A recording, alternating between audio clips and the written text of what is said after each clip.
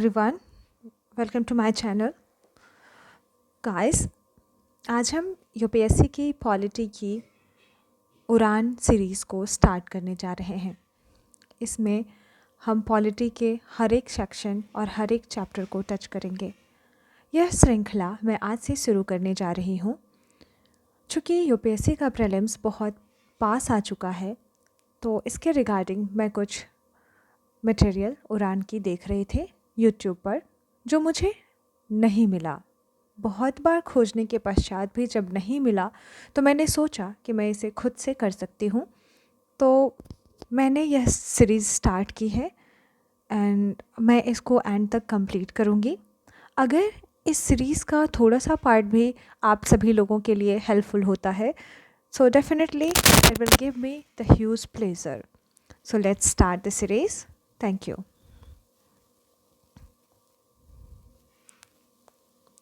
सबसे पहले हम विषय सूची को देखेंगे। विषय सूची में हम पढ़ेंगे ऐतिहासिक पृष्ठभूमि,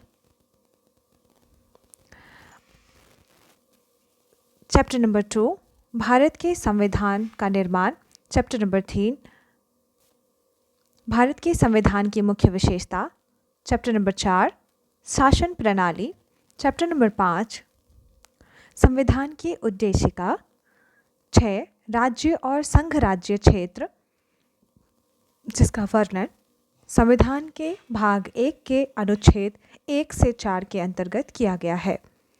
फिर हम पढ़ेंगे चैप्टर नंबर 7 जिसमें नागरिकता से संबंधित बात की गई है। इसमें संविधान के भाग 2 अनुच्छेद 5 से 11 के अंतर्गत इसका वर्णन है। फिर हम पढ़ेंगे अध्याय 8 जिसमें मूल अधिकार के बारे में बात की गई है। इसमें भाग 3 अनुच्छेद 12 से 35 तक। फिर हम पढ़ेंगे अध्याय 9 जिसमें राज्य के नीति निर्देशक तत्व के बारे में जानेंगे, जो भाग 4 और अनुच्छेद 36 से 51 तक वर्णित है। फिर हम पढ़ेंगे चैप्टर नंबर 10 मूल कर्तव्य, जो भाग 4 क में अनुच्छेद 51 क में वर्णित है। फिर हम पढ़ेंगे चैप्टर नंबर 11 जो भारत में संघीय गतिशीलता यानी केंद्र राज्य और अंतर्राज्यीय संबंध के बारे में वर्णित किया गया है। फिर हम पढ़ेंगे आपातकालीन प्रावधान के बारे में। उसके पश्चात हम पढ़ेंगे उपराष्ट्रपति, राष्ट्रपति और राज्यपाल के बारे में। फिर हम अध्याय 14 में पढ़ेंगे भारत में कार्यकारी शक्ति यानी प्रधानमंत्री, मुख्यमंत्री और उनके मंत्रिपरिषद। फिर हम स्टार्ट करेंगे अध्याय 15 जिसमें भाग 5 अनुच्छेद 79 से 122 तक के अंतर्गत वर्णित तत्वों को पढ़ेंगे। फिर हम पढ़ेंगे अध्याय 16 में राज्य विधानमंडल जिसका वर्णन भाग 6 में अनुच्छेद 168 से 222 तक है। अध्याय 17 में हम पढ़ेंगे भारतीय न्यायपालिका की संरचना एवं कार्य प्रणाली। अध्याय 18 में हम पढ़ेंगे पंचायत, नगरपालिका और सहकारी समितियाँ। अध्याय 19 में संविधान में विशेष प्रावधान, अध्याय 20 में संवैधानिक निकाय, अध्याय 21 गैर संवैधानिक निकाय, अध्याय 22 चुनाव और दल बदल विरोधी कानून। तो इस प्रकार कुल 22 अध्याय में हम इस पॉलिटी चैप्टर को कंप्लीट कर देंगे। 22 अध्याय में इस संपूर्ण पॉलिटी सीरीज़ को समाप्त कर देंगे। तो आइए हम आपसे रूबरू होते हैं अध्याय 1 ऐतिहासिक पृष्ठभूमि। तो हम स्टार्ट करते हैं। हम कंटिन्यूअस आपके साथ पढ़ते रहेंगे। कृपया आप अपना पूर्ण फोकस टैबलेट के स्क्रीन पर बनाए रखिएगा या फिर जो भी डिवाइस आप देख रहे हैं उसके स्क्रीन पे, और आप इसे 2x या 1.5x में स्पीड बढ़ाकर भी आप इसे आसानी से सुन सकते हैं। यह एक क्विक रिवीजन सीरीज हो सकता है आपके लिए, जब आप ट्रेवल कर रहे हो, खा रहे हो या जब कभी एक्स्ट्रा टाइम आपके पास हो। तो स्टार्ट करते हैं।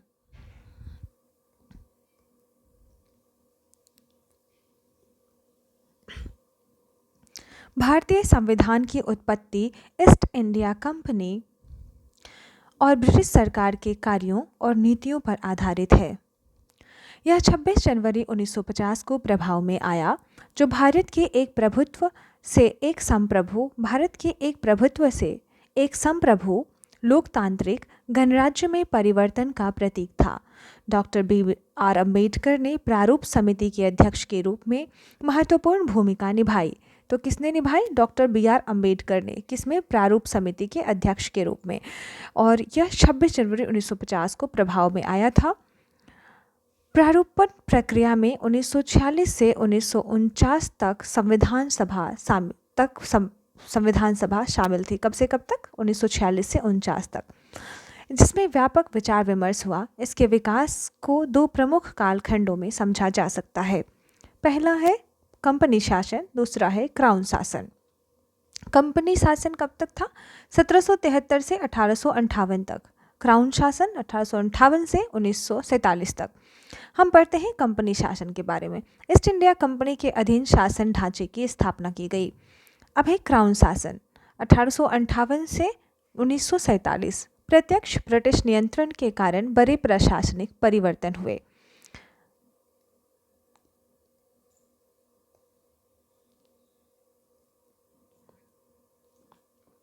हम शुरू करते हैं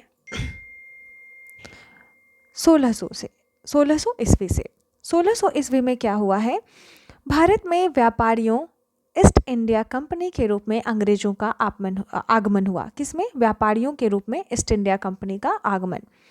फिर 1765 में क्या हुआ? शाह आलम द्वितीय द्वारा ईस्ट इंडिया कंपनी को दीवानी का अधिकार प्राप्त हो गई। कब प्राप्त हुई थी? 12 अगस्त 1765।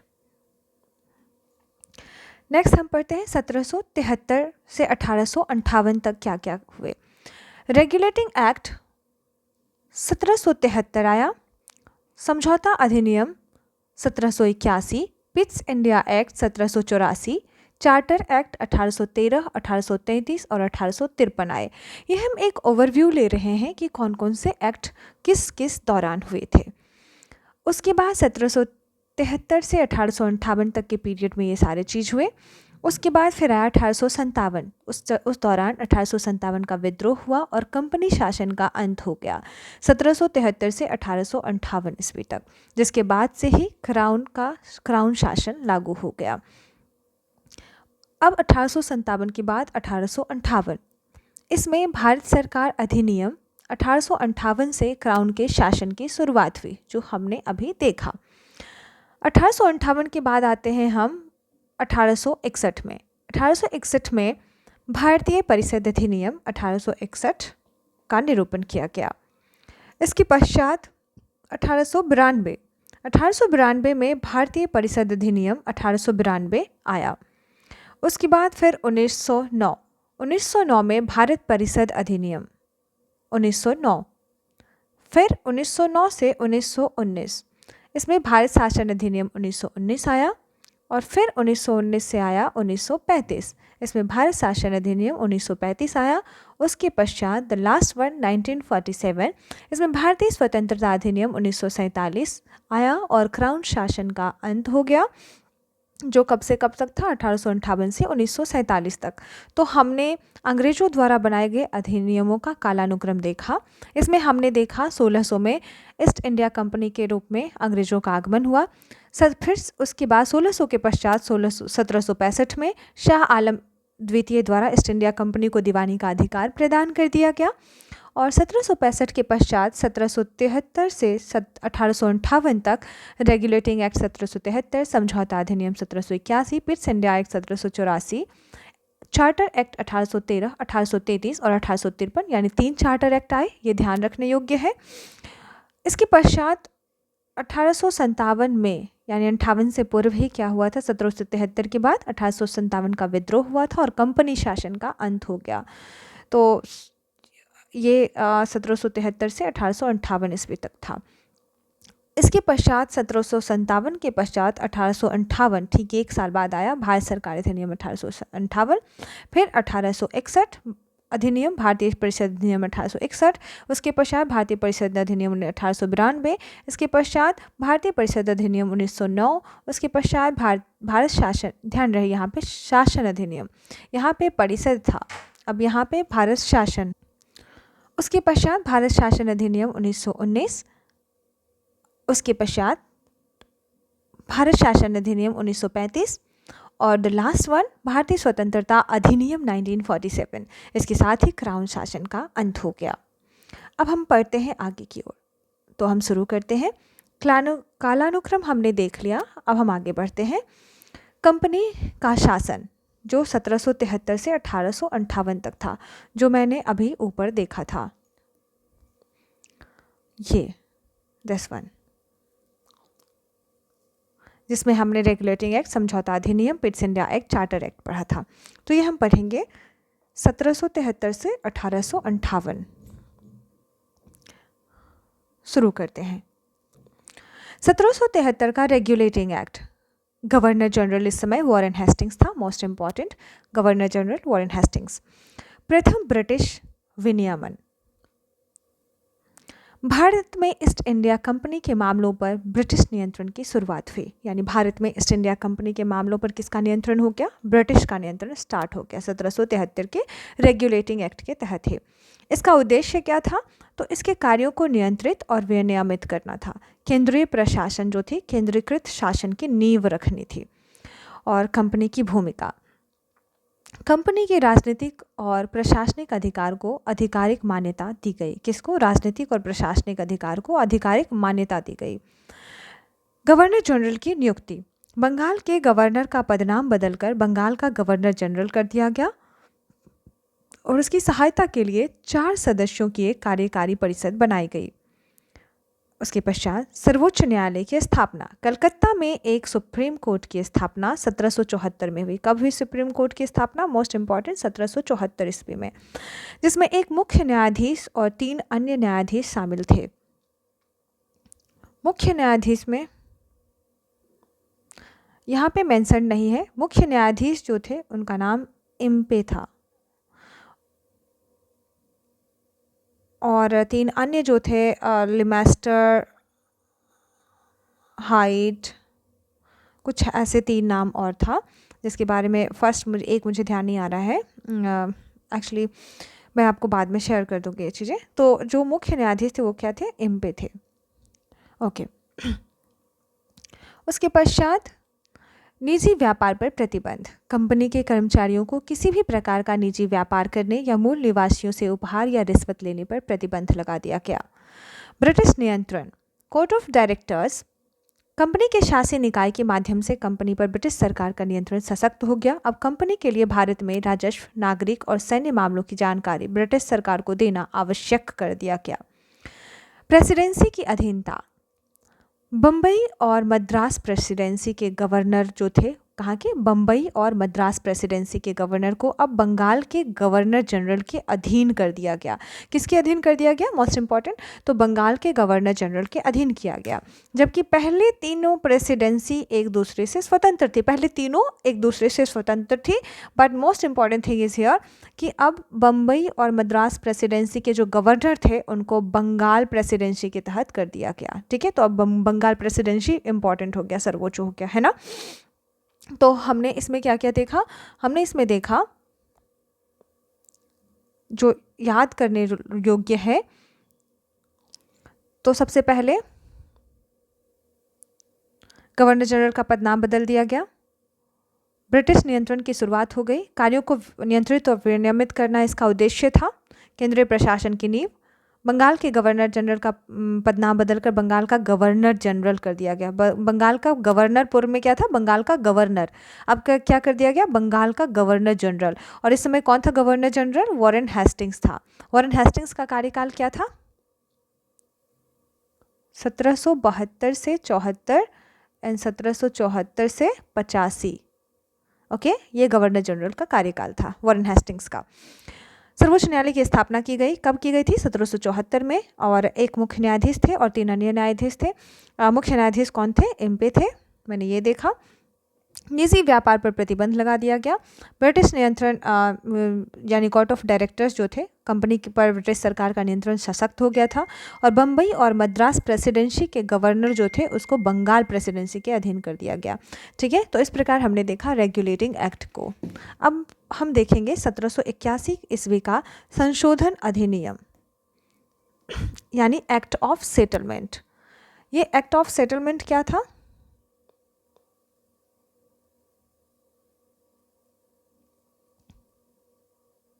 यस। तो ये हम देखेंगे 1781 का संशोधन अधिनियम। गवर्नर जनरल कौन था? यहाँ भी वॉरेन हेस्टिंग्स था, क्योंकि 1781 ही यहाँ मेंशन है, और गवर्नर जनरल जो वॉरेन हेस्टिंग्स था ये 1785 तक यहाँ रहा था। तो गवर्नर जनरल और परिषद को उनकी आधिकारिक क्षमता में किए गए कार्यों के लिए सुप्रीम कोर्ट के अधिकार क्षेत्र से छूट दे दी। नेक्स्ट है राजस्व मामले। दीवानी मामलों और लगान वसूली से उत्पन्न होने वाले मामलों को उच्चतम न्यायालय के अधिकार क्षेत्र से बाहर रखा गया। किस किस को बाहर रखा गया? वेरी इंपॉर्टेंट यह तो किसको रखा गया? दीवानी मामले और लगान वसूली से उत्पन्न होने वाले जो मामले थे उसको सुप्रीम कोर्ट से बाहर रखा गया। ठीक है, ओके। नेक्स्ट है पर्सनल लॉ। न्यायालय को प्रतिवादियों के व्यक्तिगत कानून के अनुसार सुनवाई करनी होगी, अर्थात हिंदुओं पर हिंदू कानून के अनुसार मुकदमा और मुसलमानों पर मुस्लिम कानून के अनुसार मुकदमा चलाया गया। अपील। प्रांतीय न्यायालयों की अपीलें गवर्नर जनरल की परिषद यानी गवर्नर जनरल इन काउंसिल में जा सकती थी, ना कि उच्चतम न्यायालय में। यहाँ सुप्रीम कोर्ट में नहीं जाना है। कहाँ जाना है? गवर्नर जनरल इन काउंसिल में जाना है। अधिनियम, ये इंपॉर्टेंट है, इसको ध्यान रखना। अधिनियम। इस अधिनियम द्वारा गवर्नर जनरल की परिषद को प्रांतीय न्यायालयों और परिषदों के लिए नियम बनाने का अधिकार दिया गया। That's very nice. अब हम पढ़ते हैं Pitt's India act. Pitt's India act 1784। यहाँ पे कौन था गवर्नर जनरल? यहाँ भी वॉरेन हेस्टिंग्स ही था, क्योंकि वॉरेन हेस्टिंग्स अभी मैंने बताया था 1785 तक रहा था। तो कार्य विभाजन क्या था? कंपनी के व्यापारिक और राजनीतिक कार्यों को अलग अलग कर दिया गया। वैध शासन प्रणाली, यहाँ पे एक नियंत्रण कंट्रोल बोर्ड ऑफ कंट्रोल बनाया गया। राजनीतिक क्रियाकलापों के लिए का प्रबंधन करने के लिए, very very important, control board क्या थे? राजनीतिक नियंत्रण बोर्ड क्या था? राजनीतिक क्रियाकलापों का प्रबंधन करने के लिए। भारत में नागरिक और सैन्य शासन या ब्रिटिश संपत्ति के लगान संबंधी सभी क्रियाकलापों की निगरानी और निर्देशन के लिए स्थापित किया गया। कोर्ट ऑफ डायरेक्टर्स, व्यापारिक क्रियाकलापों का प्रबंधन करने के लिए। तो ये नियंत्रण बोर्ड जो थी, वंस अगेन, ये जो नियंत्रण बोर्ड ऑफ कंट्रोल, ये किस लिए था? राजनीतिक क्रियाकलाप के लिए। जबकि कोर्ट ऑफ डायरेक्टर्स किस लिए थे? व्यापारिक क्रियाकलाप के लिए। ये कौन से क्रियाकलाप को देख रही थी? व्यापारिक। वेरी इंपॉर्टेंट, ये ध्यान रखना है। नेक्स्ट है ब्रिटिश संपत्ति। अब है भारत में कंपनी के क्षेत्रों में पहली बार भारत में ब्रिटिश संपत्ति, यानी कि भारत में कंपनी के जो क्षेत्र थे उसको पहली बार ब्रिटिश संपत्ति के रूप में मेंशन किया गया। इस प्रकार ब्रिटिश सरकार को भारत में कंपनी के मामलों और उसके प्रशासन पर सर्वोच्च नियंत्रण दे दिया गया। ओके, नेक्स्ट हम पढ़ते हैं 1786 का अधिनियम। अब गवर्नर जनरल चेंज हो चुका है। अब आ चुका है कार्नवालिस। कार्नवालिस का कार्यकाल कहाँ से कहाँ तक था? 1786 से 93 तक का कार्यकाल था कार्नवालिस का। कार्नवालिस सर यहाँ आ जाते हैं। गवर्नर जनरल की नियुक्ति। लॉर्ड कार्नवालिस को बंगाल का गवर्नर जनरल और कमांडर इन चीफ नियुक्त किया जाता है। तो अभी इसे कार्नवालिस को क्या नियुक्त किया जाता है? बंगाल का गवर्नर जनरल और कमांडर इन चीफ। अब है अधिरोहण प्राधिकरण। उसे विशेष मामलों में अपनी परिषद के निर्णयों को बदलने की शक्ति दे दी गई है। तो कार्नवालिस के बारे में ये पॉइंट जानना था कि इसे बंगाल का गवर्नर जनरल और कमांडर इन चीफ नियुक्त किया गया। इसका कार्यकाल 1786 से 93 तक था। अब आते हैं 1793 का चार्टर अधिनियम। क्या है यह चार्टर अधिनियम? विस्तारित शक्ति। यहाँ पे गवर्नर जनरल जॉन शॉर आ जाता है। इसका कार्यकाल 1793 ही था, जॉन शोर का कार्यकाल, क्योंकि 93 में स्टार्टिंग में ही ये कार्नवालिस हट चुका था और फिर जॉन शोर आ गया था। तो जॉन शोर आने के पश्चात विस्तारित शक्ति। लॉर्ड कार्नवालिस को उसकी परिषद पर दी गई अधिभावी शक्ति यानी ओवरराइडिंग पावर्स को भविष्य के सभी गवर्नर जनरलों और प्रेसिडेंसी के गवर्नरों तक बढ़ा दिया गया। ये भी इम्पॉर्टेंट है कि लॉर्ड कार्नवालिस को उसकी परिषद पर जो दी गई ओवरराइडिंग पावर थी उसको भविष्य में जो भी गवर्नर आएंगे सभी गवर्नर जनरल और प्रेसिडेंसी के गवर्नर तक बढ़ा दिया गया था, उन सबको भी दे दिया गया था। अब है अधिकार में वृद्धि। गवर्नर जनरल को बम्बई, मद्रास के अधीनस्थ प्रेसिडेंसी की सरकारों पर अधिक शक्तियां और नियंत्रण दे दिया गया। कहाँ पे? बम्बई और मद्रास की अधीनस्थ प्रेसिडेंसी की सरकार पर, क्योंकि ये बंगाल प्रेसिडेंसी के अधीन थे अभी, तो इस पे अभी इन्हें अधिक शक्तियां और नियंत्रण दे दिया गया। नेक्स्ट है व्यापारिक एकाधिकार।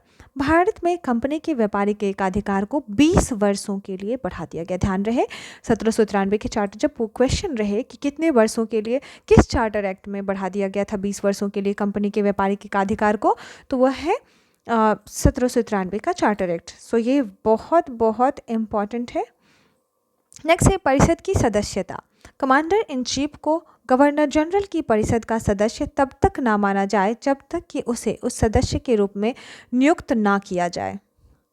नेक्स्ट है वित्तीय प्रावधान। बोर्ड ऑफ कंट्रोल के सदस्यों और उनके कर्मचारियों के वेतन का भुगतान कहाँ से होगा? भारतीय राजस्व से होगा। ये भी इम्पॉर्टेंट है।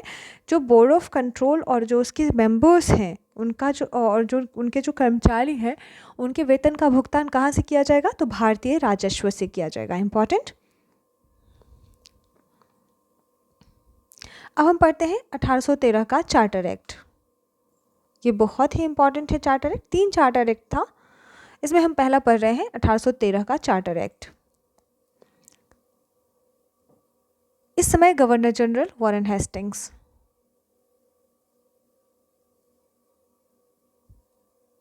भारत में ईस्ट इंडिया कंपनी के व्यापारिक एकाधिकार को समाप्त कर दिया।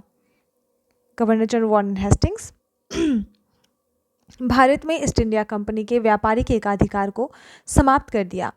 चीन के साथ, वेरी इंपॉर्टेंट, इसमें क्या हुआ? ईस्ट इंडिया कंपनी का जो व्यापारिक एकाधिकार था, वेरी वेरी इंपॉर्टेंट, इसको क्या कर दिया गया? समाप्त कर दिया गया। इसमें केवल चाय और चीन के साथ छोड़ दिया गया था, है ना। तो चीन के साथ और चाय के व्यापार में कंपनी के एकाधिकार को छोड़कर किसको छोड़ दिया गया? चीन और चाय और चीन को। कभी कभी लोग चीनी बोलते हैं, नो इट्स नॉट चीनी, इट्स चीन। तो भारत से व्यापार करने की छूट सभी ब्रिटिश व्यापारियों को दे दी गई। यानी भारत से जो व्यापार करने की छूट किसे दी? जितने भी ब्रिटिश व्यापारी हैं सब भारत में व्यापार कर सकते हैं, इसकी छूट दी गई। बस किसको आरक्षित रखा गया? चाय और चीन को। ओके। इसने भारत में कंपनी के क्षेत्रों पर ब्रिटिश क्राउन की संप्रभुता का दावा किया। इस अधिनियम ने भारत में स्थानीय शासन को व्यक्तियों पर कर लगाने, स्थानीय शासन जो है वो उसको किस पर? व्यक्तियों पर कर लगाने, उन्हें भुगतान ना करने वालों को दंडित करने का अधिकार दिया। कंपनी का शासन अगले 20 वर्षों तक के लिए बढ़ा दिया गया। ओके। नेक्स्ट है नियंत्रण बोर्ड, बोर्ड ऑफ कंट्रोल की शक्तियां और ज़्यादा बढ़ा दी गई।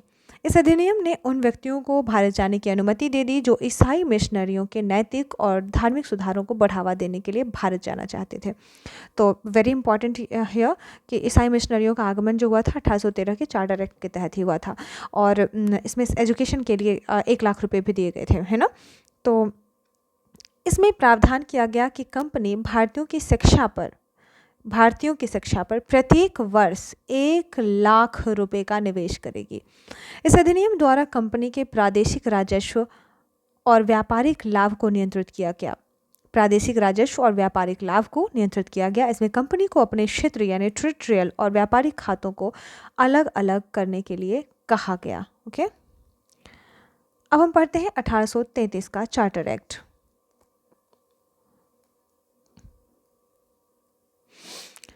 यहाँ पे है गवर्नर जनरल, भारत के गवर्नर जनरल विलियम बेंटिक।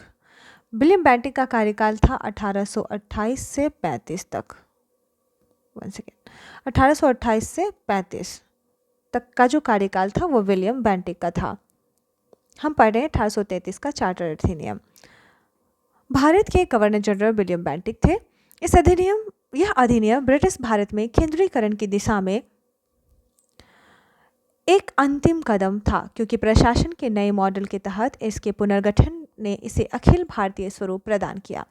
पुनः यह अधिनियम ब्रिटिश भारत में केंद्रीकरण की दिशा में एक अंतिम कदम था, केंद्रीकरण में, क्योंकि प्रशासन के नए मॉडल के तहत इसके पुनर्गठन ने इसे अखिल भारतीय स्वरूप प्रदान किया। इसने भारत के ब्रिटिश उपनिवेशीकरण को वैध बना दिया, क्योंकि ईस्ट इंडिया कंपनी एक व्यापारिक निकाय से एक प्रशासनिक निकाय में परिवर्तित हो गई थी। अब ये व्यापारिक नहीं रह के क्या हो गई थी? प्रशासनिक, एडमिनिस्ट्रेशन संभालने जा रही थी। इसके अंतर्गत कंपनी के अधिकार वाले क्षेत्र को ब्रिटिश राजशाही, उनके उत्तराधिकारियों और वारिसों के विश्वास के अधीन रखा गया, है ना। कंपनी के अधिकार वाले जो क्षेत्र थे उसको किसके अधीन रखा गया, तो ब्रिटिश राजशाही और उनके उत्तराधिकारी और उनके जो वारिश थे उनके विश्वास के अधीन रखा गया। नेक्स्ट, 1813 के चार्टर एक्ट में हमने देखा था कि चाय और चीन के साथ जो व्यापार था उसको रक्षित रखा गया था और बाकी सभी व्यापार ब्रिटिश व्यापारियों के लिए खोल दिया गया था। यहाँ पे ये रूल क्या होता है कि चीन और के साथ व्यापार और चाय के साथ जो कंपनी का एक अधिकार था उसको भी समाप्त कर दिया जाता है, यानी अब सब कुछ जो है सभी के लिए ओपन कर दिया गया है। गवर्नर जनरल को भारत सरकार कहा गया। यहाँ पे जो गवर्नर जनरल थे जो विलियम बेंटिक थे उन्हें अब क्या कहा गया, भारत सरकार। तो बंगाल का गवर्नर कौन था, वॉरेन हेस्टिंग्स, और बंगाल का प्रथम गवर्नर जनरल वो भी वॉरेन हेस्टिंग्स। और अगर पूछता है कि भारत सरकार किसे कहा गया, तो विलियम बेंटिक को कहा गया। भारत परिषद यानी इंडिया काउंसिल कहा गया, और उसका जो परिषद था उस परिषद को क्या कहा गया, इंडियन काउंसिल या भारतीय परिषद कहा गया। नेक्स्ट, बंगाल के गवर्नर जनरल को भारत का गवर्नर जनरल बना दिया गया। अब ये जो बंगाल के गवर्नर जनरल थे, प्रथम गवर्नर जनरल कौन थे बंगाल के, वॉरेन हेस्टिंग्स। और अभी पूछ रहा है कि बंगाल के गवर्नर जनरल जो अभी वर्तमान में यहाँ पे थे 1828 से जो 35 का पीरियड था 1833 के चार्टर एक्ट में, इस पीरियड के दौरान जो बेंटिक जो था इसे क्या कहा गया, तो भारत का गवर्नर जनरल। अब बंगाल के बदले ये किसका गवर्नर जनरल हो गया, भारत का गवर्नर जनरल हो गया। So very very important point here. और उसे सभी नागरिक और सैन्य शक्तियां प्रदान कर दी गई, नागरिक और सैन्य शक्तियां, और लॉर्ड विलियम बेंटिक भारत के पहले गवर्नर जनरल बने।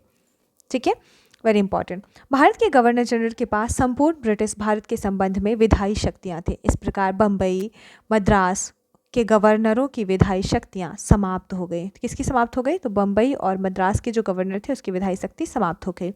अब इस अधिनियम के तहत बनाए गए कानूनों को अधिनियम यानी एक्ट्स कहा जाता था, जबकि इससे पहले के कानूनों को विनियम यानी रेगुलेशंस कहा जाता था। Very very important. यहाँ से भी यूपीएससी सवाल बना सकती है कि भारत के गवर्नर जनरल के पास संपूर्ण ब्रिटिश भारत के संबंध में विधायी शक्तियाँ थी। इस प्रकार क्या हुआ कि बम्बई और मद्रास के गवर्नर की जो विधायी शक्तियाँ थी वो भी समाप्त हो गई, और यहीं से होता है कि जो कानून बनाया जाने लगा उसको एक्ट्स कहा गया। और इससे पहले जो बनाया जाता था 1833 के चार्टर एक्ट से पूर्व, इसको क्या कहा जाता था, रेगुलेशंस कहा जाता है था।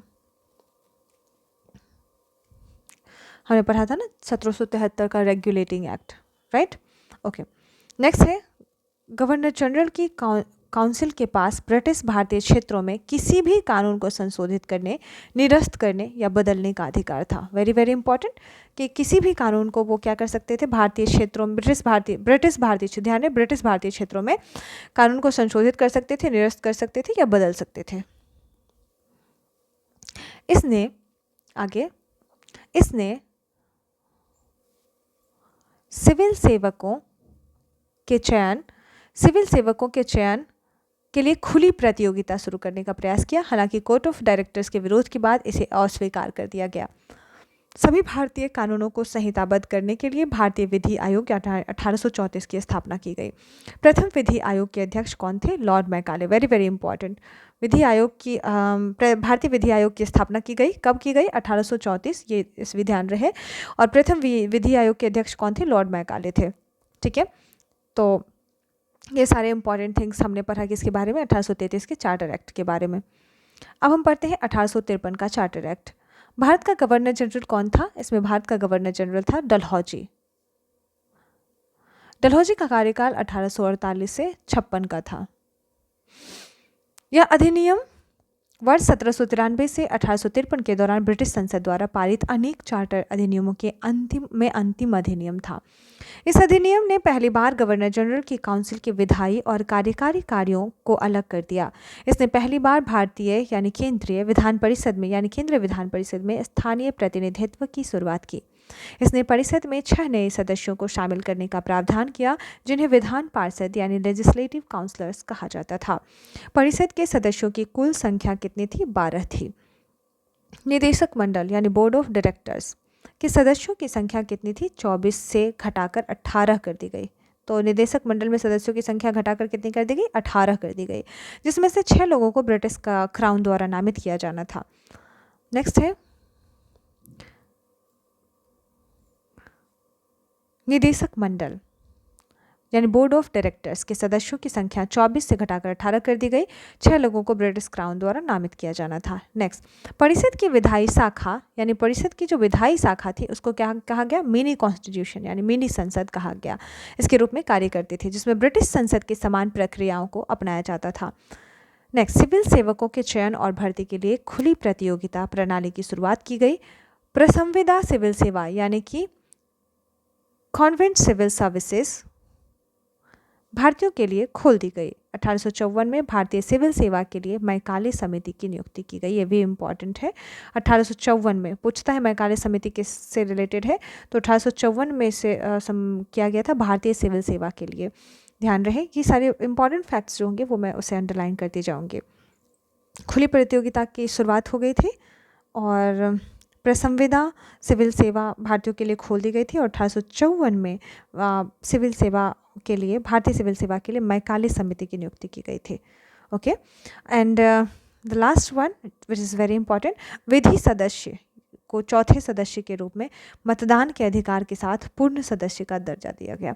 किस सदस्य के रूप में? विधि सदस्य के रूप में चौथे सदस्य को दर्जा यहाँ पे एंट्री मिली, वो किस के साथ? तो मतदान के अधिकार के साथ पूर्ण सदस्य का दर्जा मिला। ओके, नेक्स्ट है, अब हम पढ़ते हैं क्राउन शासन, जहाँ हम 1857 का विद्रोह हो चुका था और इससे ब्रिटिशर्स को एक बहुत बड़ा झटका लगा था और उसके पश्चात एक अधिनियम लागू आया जिसमें उसको कहा गया क्राउन शासन, भारत शासन अधिनियम 1858। इसको भारत सुशासन अधिनियम भी कहा जाता है। इसमें क्राउन शासन का जो शासन था स्टार्ट हो गया। इसमें वायसराय कौन था? कैनिंग। ओके, कैनिंग का जो कार्यकाल था 1856 से 61 का कार्यकाल कैनिंग का था। ईस्ट इंडिया कंपनी का उन्मूलन हो गया। ईस्ट इंडिया कंपनी को समाप्त कर दिया गया। ध्यान रहे कब? 1858।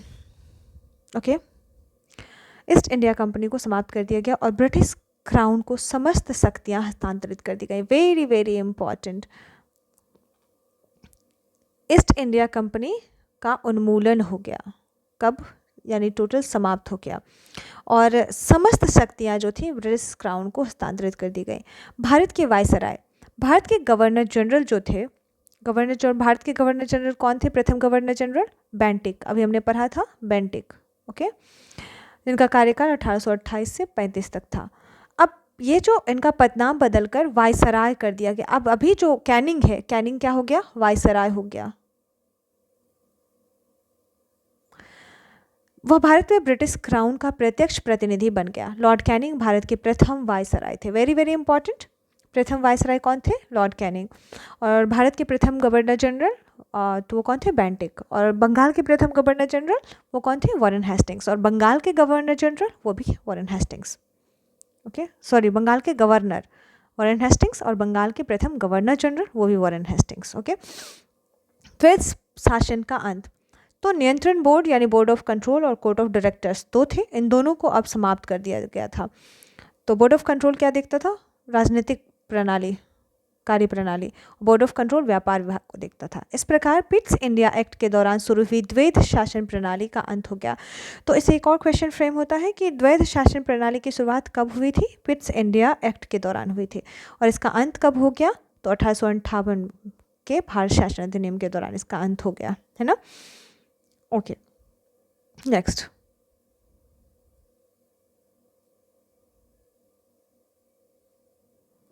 अब है नए पद का सृजन। इसने भारतीय सचिव यानी secretary of state for India का एक नया पद सृजित किया। कौन सा? Secretary of state for India यानी भारत सचिव का पद सृजित किया, नया पद, जो ब्रिटिश संसद के प्रति, किसके प्रति? ब्रिटिश संसद के प्रति उत्तरदायी और ब्रिटिश कैबिनेट का सदस्य था। नया कार्यालय, इसने भारत सचिव यानी secretary of state of for India की सहायता के लिए 15 सदस्यीय भारत परिषद यानी सिक्योर काउंसिल ऑफ इंडिया की स्थापना की। यह परिषद एक सलाहकारी संस्था थी। राज्य सचिव को परिषद का अध्यक्ष बनाया गया। किसे बनाया गया अध्यक्ष? तो राज्य सचिव जो थे उसको परिषद का अध्यक्ष बनाया गया। कॉरपोरेट निकाय, इसने काउंसिल में सेक्रेटरी ऑफ स्टेट यानी कि secretary of state in council को एक कॉरपोरेट निकाय के रूप में गठित किया जो भारत और इंग्लैंड में मुकदमा कर सकता था और उसके ऊपर भी मुकदमा किया जा सकता था। तो इस प्रकार हमने देखा भारत शासन अधिनियम 1858। ओके, अब हम पढ़ते हैं भारत शासन अधिनियम 1861 को पढ़ते हैं।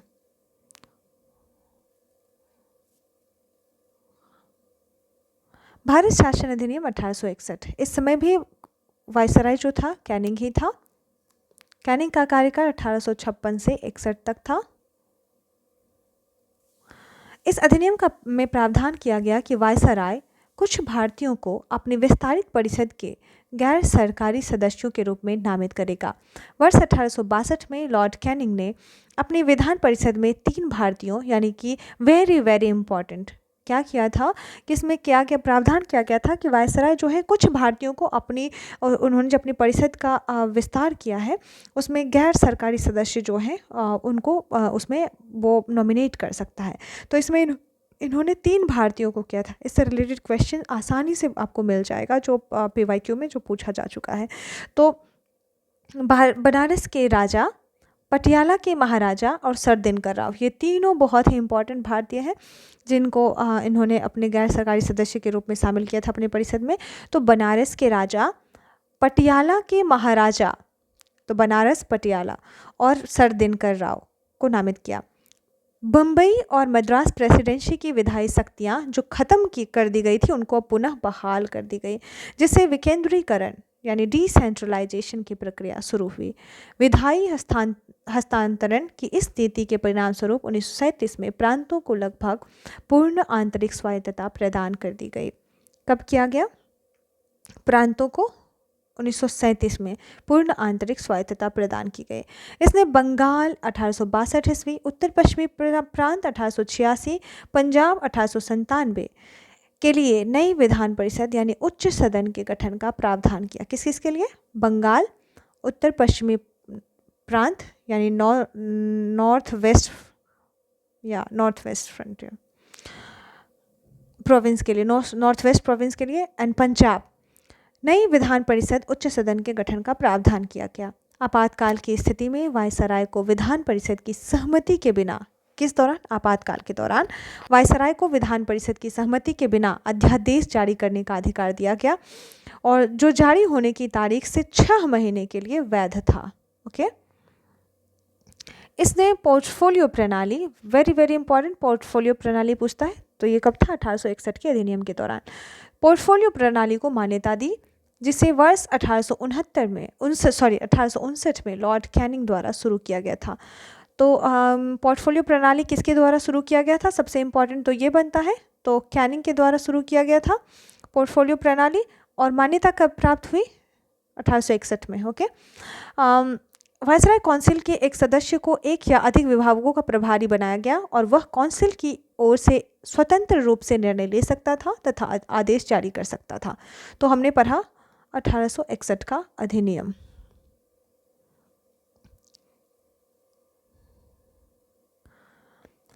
इंपॉर्टेंट हमने क्या पढ़ा इसमें? वायसराय कुछ भारतीयों को अपनी विस्तारित जो परिषद है उसमें नामित किए हैं। 3 भारतीय इसमें शामिल थे, बनारस के राजा, पटियाला के महाराजा, सर दिनकर राव, और बम्बई और मद्रास की विधायी शक्तियाँ पुनः बहाल कर दी गई। विकेंद्रीकरण की प्रक्रिया शुरू हो गई और इसने बंगाल, उत्तर पश्चिमी प्रांत और पंजाब के लिए नई विधान परिषद यानी उच्च सदन के गठन का प्रावधान किया।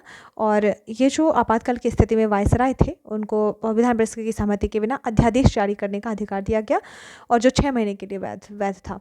पोर्टफोलियो प्रणाली जिसको कैनिंग ने स्टार्ट किया था उसको 1861 में मान्यता दे दी गई और एक या अधिक विभागों का एक सदस्य को एक या अधिक विभाग का प्रभारी बनाया जा सकता था।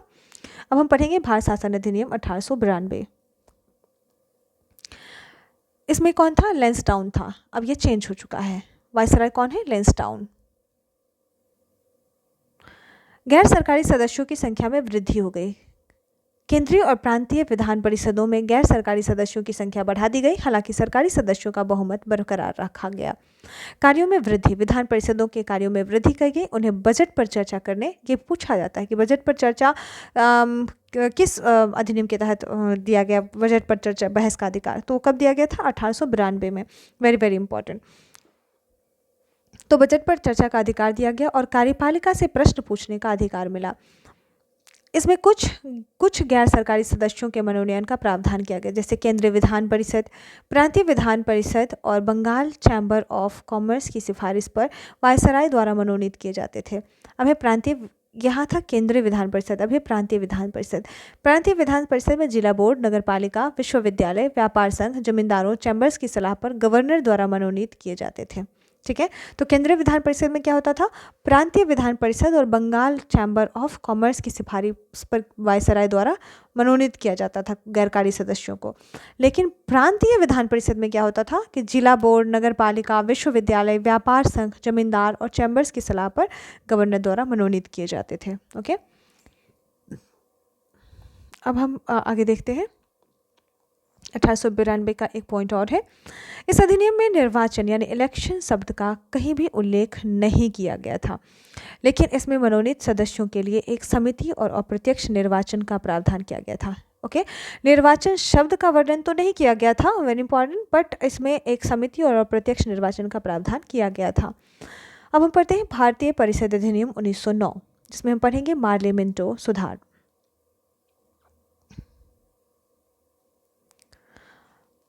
इसमें कौन थे? वायसराय मिंटो आ चुके थे। मिंटो का कार्यकाल, इसका कार्यकाल 1905 से 10 तक था। बेसिकली ये मिंटो द्वितीय था। और कैनिंग का आई थिंक 1856 से कितना था? 62 तक। ओके, 1856 से 62 तक का जो कार्यकाल था कैनिंग था। Yes, okay. और मिंटो 1905 से 10। तो वायसराय यहाँ पे कौन था? मिंटो था। विधान परिषद, केंद्रीय विधान परिषद के सदस्यों की संख्या 16 से बढ़ाकर कितनी कर दी गई थी? 60 कर दी गई थी। इंपॉर्टेंट। हालांकि प्रांतीय परिषदों में यह संख्या एक समान नहीं थी। केंद्रीय विधान परिषद में अब कितनी हो गई थी? सदस्यों की संख्या 60। केंद्रीय विधान परिषद में सरकारी सदस्यों का बहुमत बना रहा, जबकि प्रांतीय विधान परिषद में गैर सरकारी सदस्यों का बहुमत की अनुमति दे दी गई। विचार विमर्श करने की शक्तियाँ, विधान परिषद को अधिक विचार विमर्श करने की शक्तियाँ दी गई। किसे? विधान परिषद को। और सदस्यों को पूरक प्रश्न पूछने, बजट आदि के प्रस्ताव पेश करने की अनुमति दी गई। नेक्स्ट है मतदान की अनुमति। बजट की अलग अलग मदों पर मतदान की अनुमति दी गई। हालांकि समग्र रूप से बजट पर अभी भी मतदान की अनुमति नहीं थी। नेक्स्ट है पृथक निर्वाचन मंडल।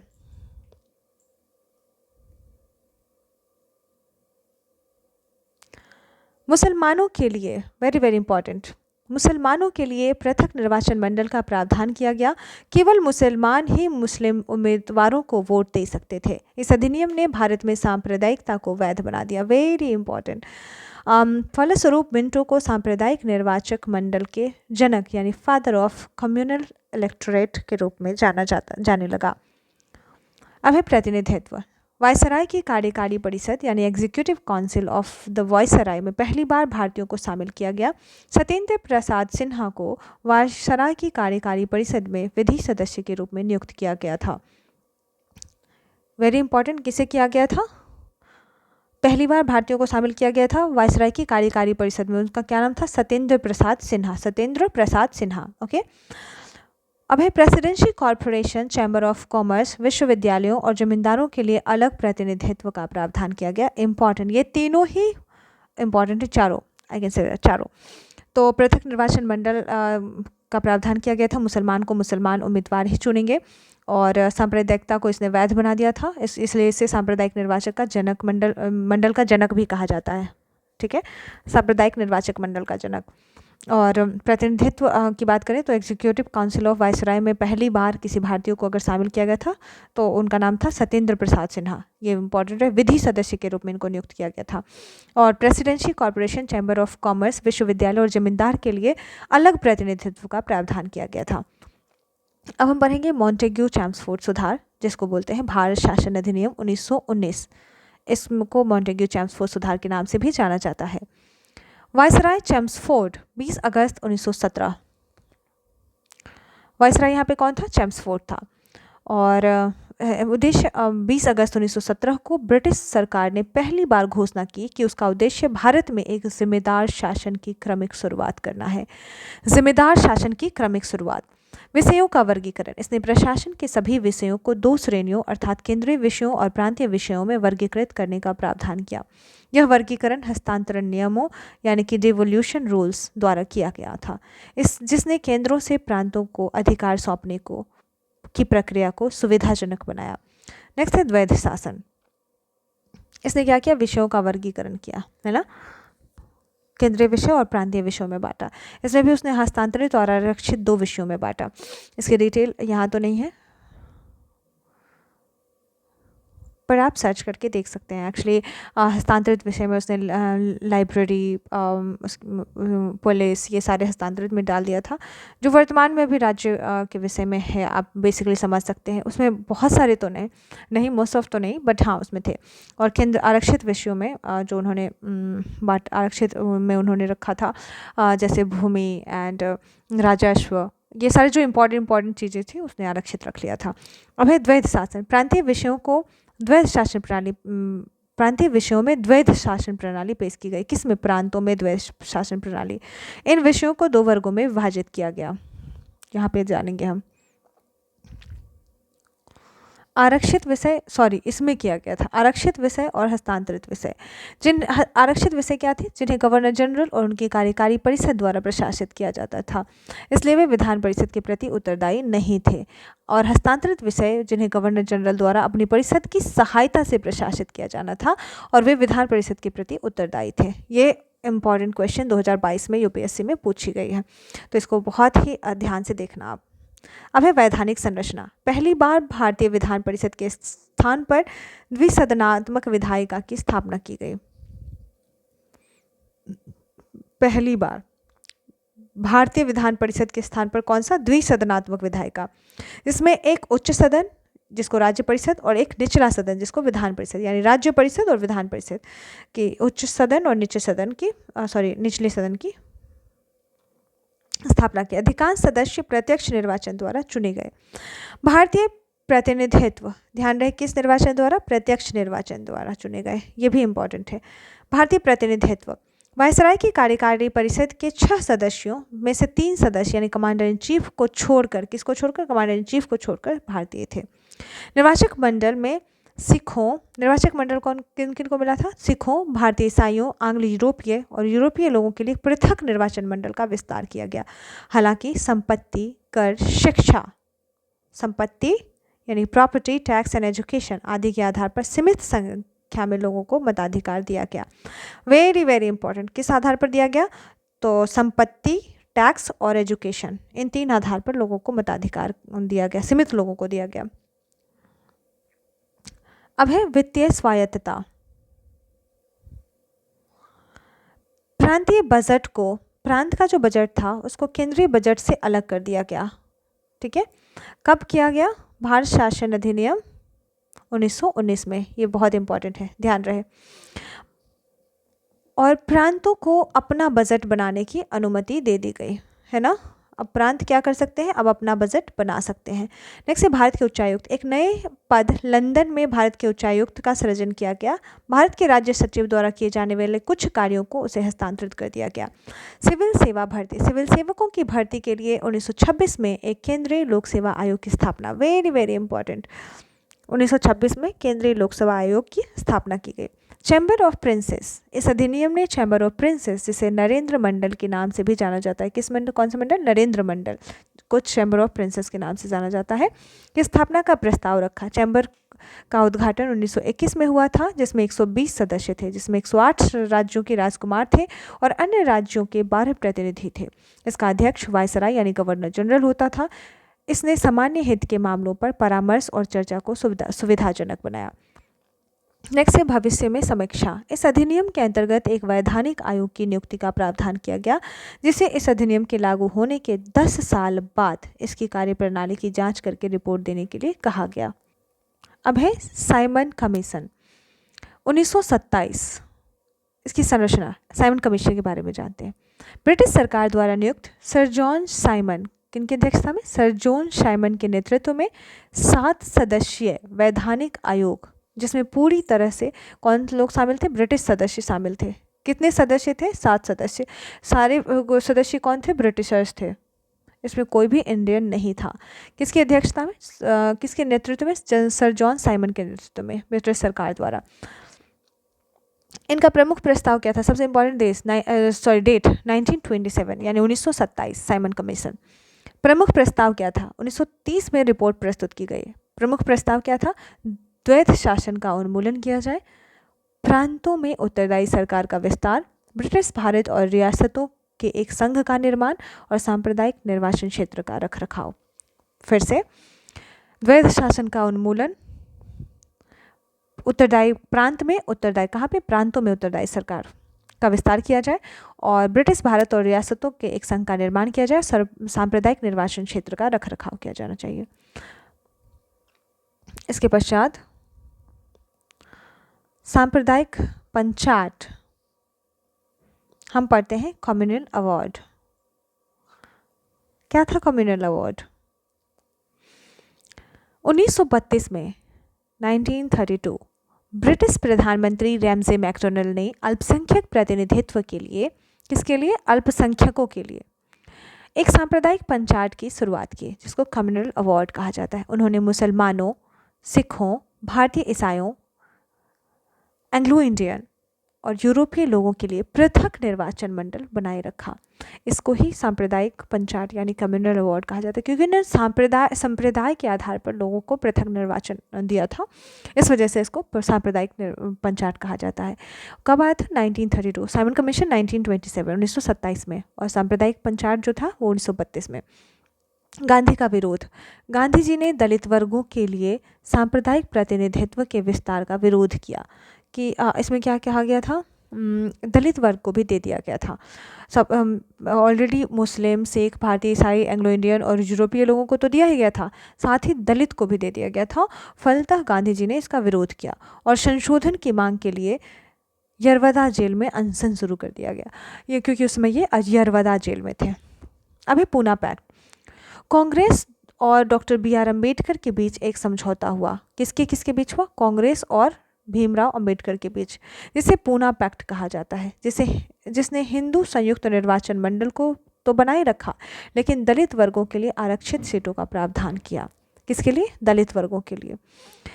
सरकार की स्वीकृति। ब्रिटिश सरकार ने पूना पैक्ट को स्वीकार कर लिया, जिससे सांप्रदायिक पंचायत में दलित वर्गों के संबंध में संशोधन किया गया। सांप्रदायिक पंचायत से दलित वर्गों के लिए पृथक निर्वाचन मंडल को हटा दिया गया।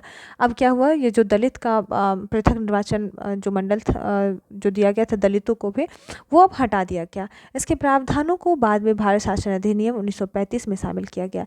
इसलिए 1935 के अधिनियम के तहत केंद्रीय और प्रांतीय विधानमंडलों का संशोधित सांप्रदायिक पंचायत के आधार पर गठन किया गया।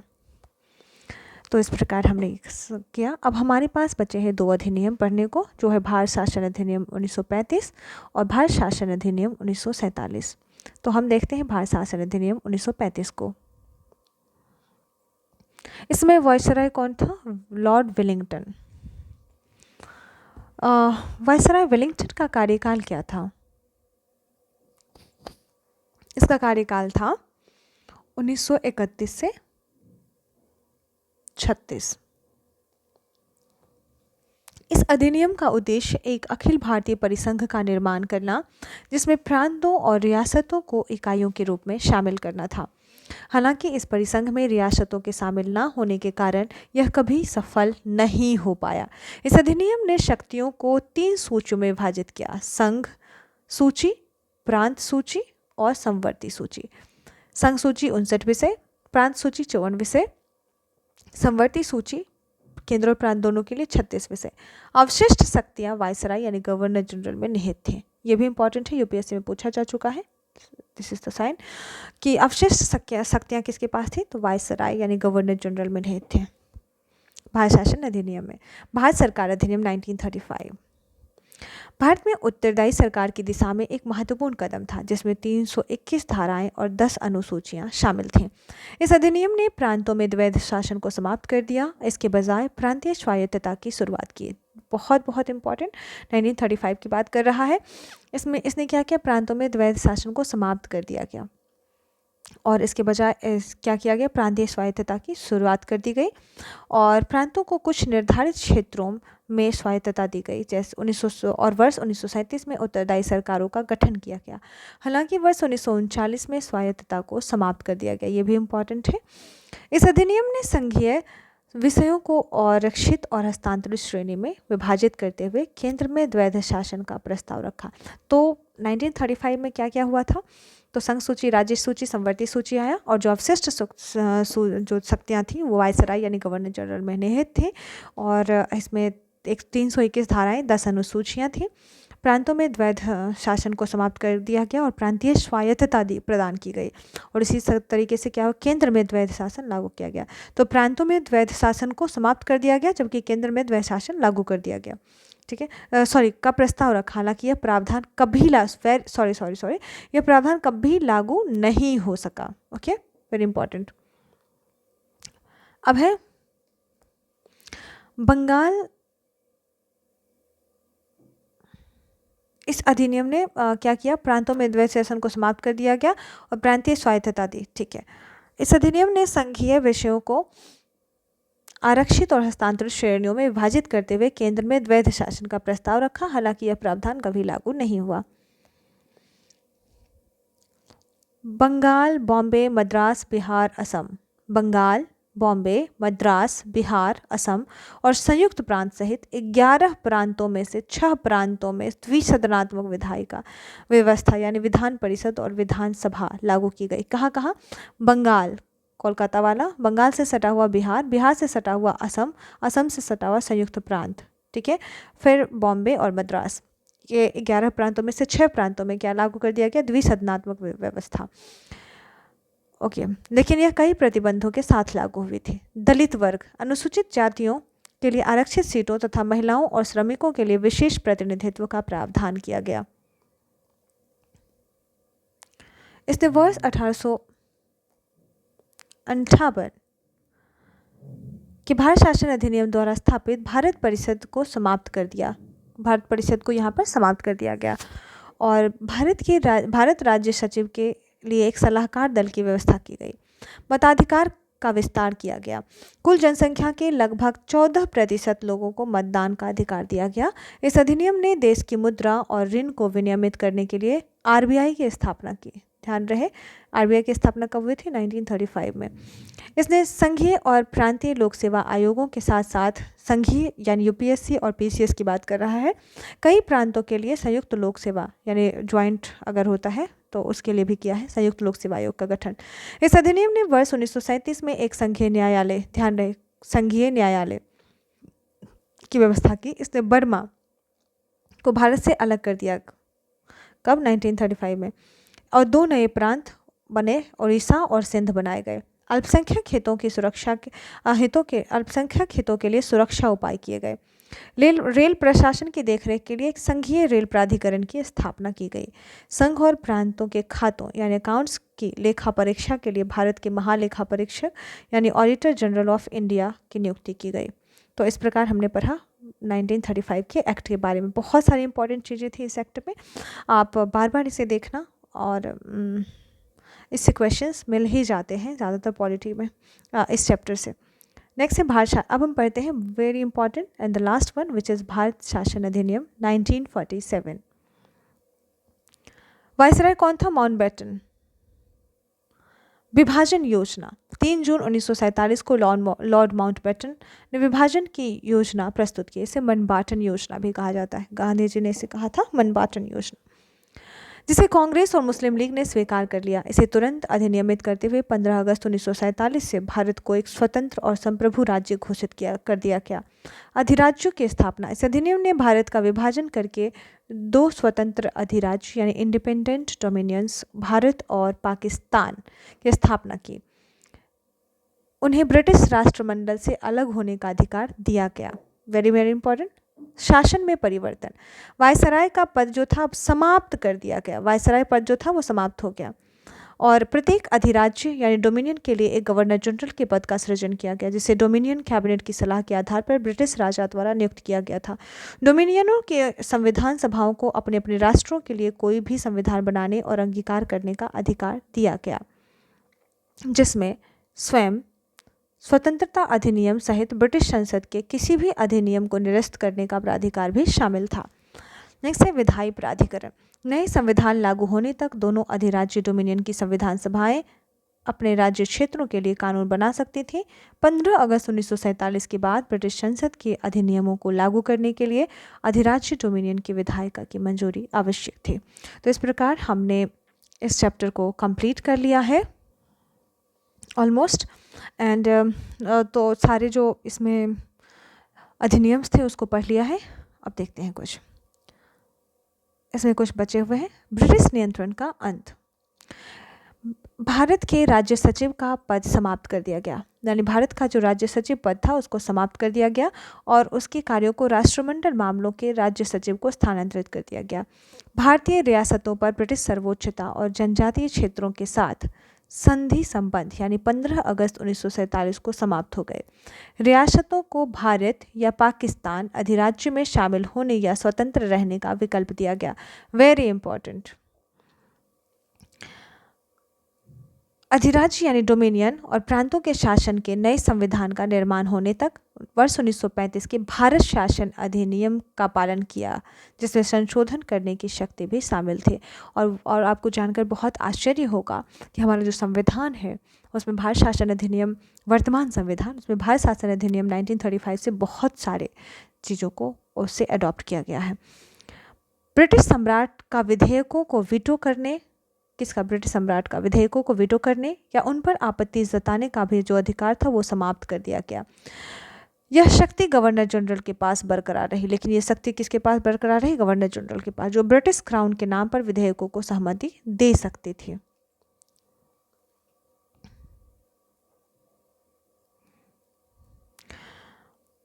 भारत का गवर्नर जनरल और प्रांतीय गवर्नर संवैधानिक यानी नाम मात्र प्रमुख बन गए। कौन? भारत का गवर्नर जनरल और प्रांतीय गवर्नर जो थे वो नाम मात्र के प्रमुख बन गए और अपनी संबंधित मंत्रिपरिषद की सलाह पर कार्य करते थे। इसने इंग्लैंड के राजा की शाही उपाधियों से भारत के सम्राट की उपाधि हटा दी। सिविल सेवा। भारत के राज्य सचिव द्वारा सिविल सेवाओं में नियुक्ति और पद आरक्षित किए जाने की व्यवस्था को समाप्त कर दिया गया और 15 अगस्त 1947 से पहले नियुक्त सिविल सेवा सदस्यों के अधिकार और लाभ बरकरार रहे, जो 15 अगस्त 1947 से पहले नियुक्त हुए थे। अब है माउंटबेटन के बारे में। माउंटबेटन भारत के नए अधिराज्य यानी डोमिनियन के पहले गवर्नर जनरल बने। Very important. 1946 में गठित भारत की संविधान सभा भारतीय अधिराज्य यानी डोमिनियन की संसद बन गई। कब? 1946 में गठित जो भारत की संविधान सभा थी वो भारतीय अधिराज्य यानी डोमिनियन की संसद बन गई, अधिराज्य की संसद बन गई। अब हम पढ़ रहे हैं कुछ सदस्य और उनको कौन कौन से विभाग मिले थे उनके बारे में कुछ जानकारी। जवाहरलाल नेहरू को कौन कौन सा विभाग मिला था देखते हैं। वो प्रधानमंत्री थे, विदेश मामले और राष्ट्रमंडल संबंध और वैज्ञानिक अनुसंधान। प्रधानमंत्री, विदेश मामले, राष्ट्रमंडल और वैज्ञानिक अनुसंधान। विदेश मामले वो संभाल रहे थे, फॉरेन अफेयर्स लाइक जो अभी एस जयशंकर संभाल रहे हैं। सरदार वल्लभ भाई पटेल गृह, सूचना और प्रसारण और राज्य मंत्री। डॉक्टर राजेंद्र प्रसाद खाद्य और कृषि मंत्रालय। मौलाना अबुल कलाम आज़ाद शिक्षा। जॉन मथाई रेल और परिवहन। शनमुगम चेट्टी इनको वित्त मंत्रालय मिला था। बी आर अम्बेडकर विधि। जगजीवन राम श्रम। बलदेव सिंह रक्षा। राजकुमारी अमृत कौर स्वास्थ्य, CH भाभा वाणिज्य, रफ़ी अहमद किदवई संचार। अहमद किदवई क्या करते थे? संचार करते थे। श्यामा प्रसाद मुखर्जी उद्योग और आपूर्ति, और VN गाडगिल को निर्माण, खान और विद्युत विभाग। तो इस प्रकार ये सारी चीज़ें आपको याद हो जानी चाहिए। धन्यवाद। ये हमने पहला चैप्टर कंप्लीट कर लिया और इसे अब 2x पे चलाकर देख सकते हैं और कई बार रिविज़न कर सकते हैं। और कल हम नेक्स्ट चैप्टर स्टार्ट करेंगे और हमारा कल का चैप्टर हो भारत के संविधान का निर्माण। किस प्रकार से भारत के संविधान का निर्माण हुआ है, हम कल इस दूसरे चैप्टर को पढ़ेंगे आपके साथ। धन्यवाद, बहुत बहुत शुक्रिया। और अगर आपको इससे थोड़ी सी भी मदद मिलती है तो ये हमारे लिए बहुत खुशी का पल होगा। धन्यवाद।